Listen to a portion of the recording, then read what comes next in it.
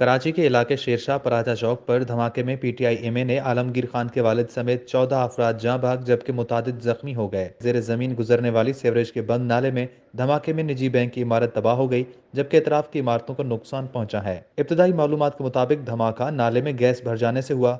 धमाके से निजी बैंक की इमारत को नुकसान पहुंचा। 2 मंजिला इमारत नाले पर तामीर की गई थी। इमारत में बैंक और दीगर दफातर भी मौजूद थे।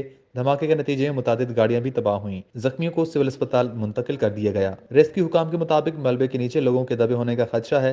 धमाके की जगह से मलबा हटाने के लिए मशीनरी तलब की गई है। ऐनी शायद के मुताबिक धमाके के वक्त बैंक खुला हुआ था। बैंक में मामूल के मुताबिक काम हो रहा था। शेरशाह में होने वाले धमाके के बाद वजीर सेहत सिंध अजरा पेचुओ की हिदायत पर ट्रॉमा सेंटर और जिना अस्पताल में इमरजेंसी नाफिज कर दी गई है। अजरा पेचुओ का कहना है कि जख्मियों की हर मुमकिन तिबी इमदाद की जाएगी।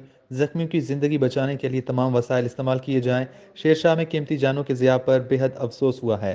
दूसरी जानिब पाकिस्तान तहरीक इंसाफ के एमएनए और कराची में फिक्सिट के मुतहरिक रहनुमा आलमगीर खान के वालिद भी जाँ बाग हो गए। उनके धमाके में जाँ बाग होने की तस्दीक रुकन सूबाई असम्बली अरसलान ताज ने की।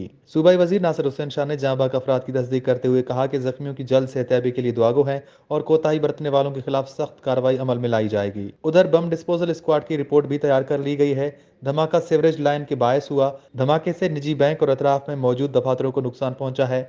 धमाका गैस भर जाने के बायस हुआ। रिपोर्ट शेर आजम, वश न्यूज़, कराची।